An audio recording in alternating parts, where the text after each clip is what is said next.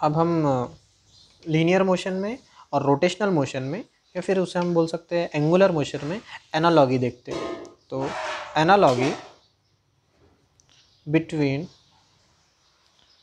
Linear motion and angular motion, rotational motion भी बोल सकते हैं हम इसे। ओके, तो हम दोनों के बीच में एनालॉगी देखेंगे। इधर लिखता हूँ मैं लीनियर मोशन, ओके, और इधर लिखता हूँ रोटेशनल मोशन या फिर एंगुलर मोशन। ओके, ठीक है। अब लीनियर मोशन में जिस तरह हमने बताया था कि इनर्शिया होता है। ओके, इनर्शिया किसकी वजह से आता है? मास की वजह से। तो उसी तरह यहाँ पर मोमेंट ऑफ इनर्शिया होता है, मोमेंट ऑफ इनर्शिया, ठीक है, जिसे हम आई एस से डिनोट करते हैं। ये भी मास की वजह से आता है, लेकिन ये रोटेशनल के लिए रिस्पॉन्सिबल है। ओके, पहली चीज़। दूसरी चीज़, जिस तरह यहाँ पर डिस्प्लेसमेंट होता है,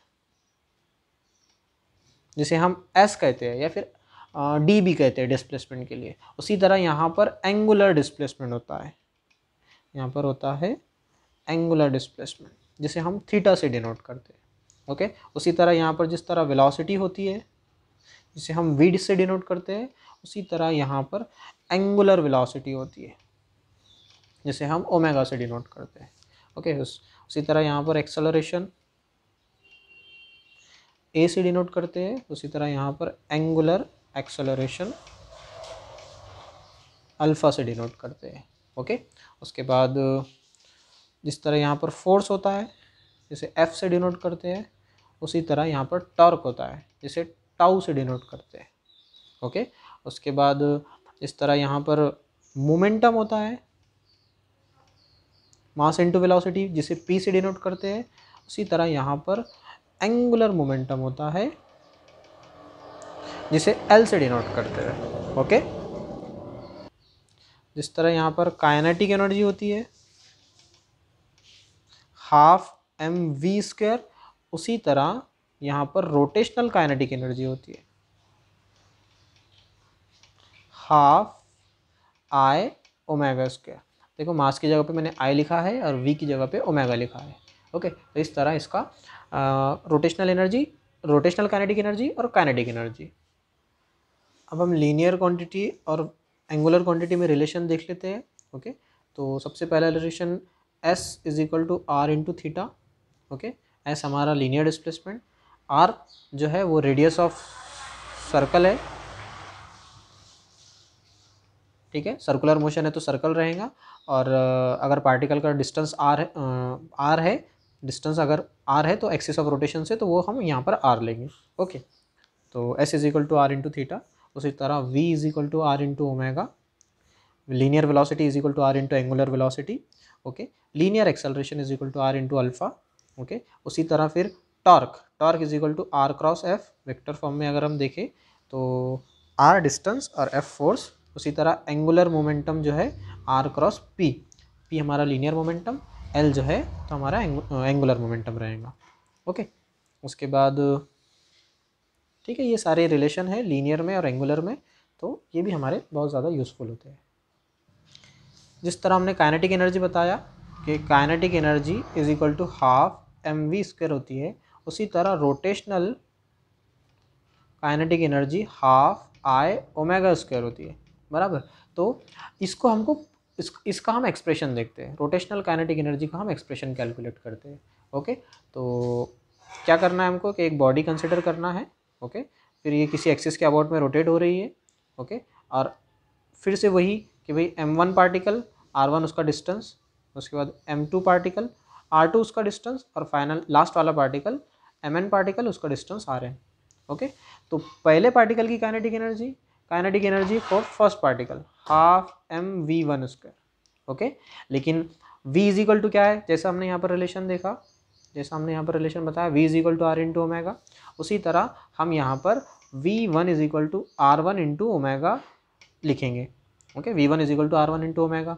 ओमेगा 1 क्यों नहीं लिख रहे? क्योंकि ओमेगा जो है वो थीटा पर डिपेंड करता है, तो पार्टिकल कहीं पर भी हो, सभी जो है तो सेम थीटा ट्रेस करेंगे, मतलब थीटा जो है चेंज नहीं हो रहा है, जबकि डिस्टेंस चेंज होने की वजह से वेलोसिटी चेंज हो जा रही है।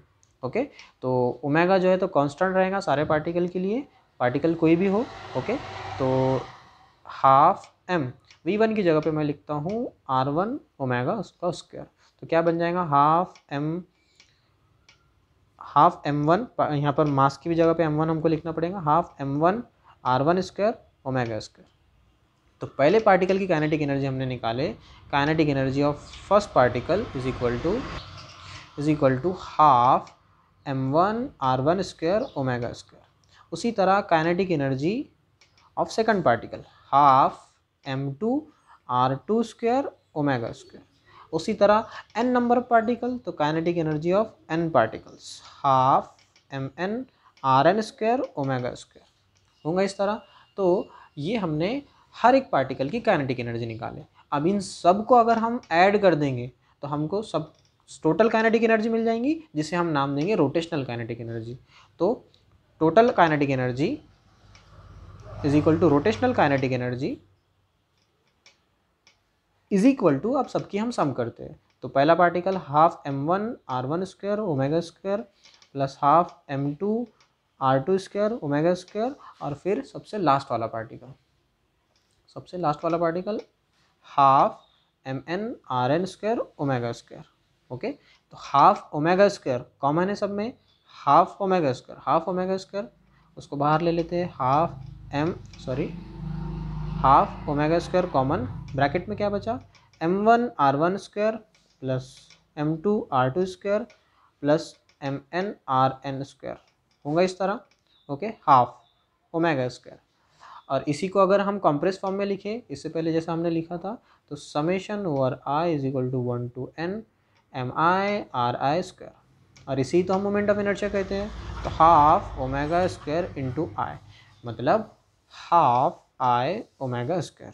तो रोटेशनल काइनेटिक एनर्जी आ गई हमारे पास हाफ आई ओमेगा स्क्वायर। जो हमने बताया था, देखा था कि एनालॉगस की मदद से जो हमको एनर्जी मिली थी वही हमने यहाँ पर डिराइव की, एकदम सिंपल तरीके से जो है हमने ये डिराइव किया। ओके, इसी तरह हम टॉर्क भी कैलकुलेट कर सकते हैं। हर एक पार्टिकल पे आपको फोर्स पता करना है, फोर्स पता करने के बाद उसको टॉर्क में कन्वर्ट करना है, लीनियर और एंगुलर का रिलेशन लगाना है, और फिर उसका सम करना है। तो इसी तरह जो है हमको टॉर्क का भी एक्सप्रेशन मिल सकता है, torque is equal to I into alpha. Okay, तो इस तरह हमारा रोटेशनल काइनेटिक एनर्जी का हमने एक्सप्रेशन देखा, और एनालॉगस बिटवीन लीनियर क्वांटिटी और एंगुलर क्वांटिटी देखा। ओके।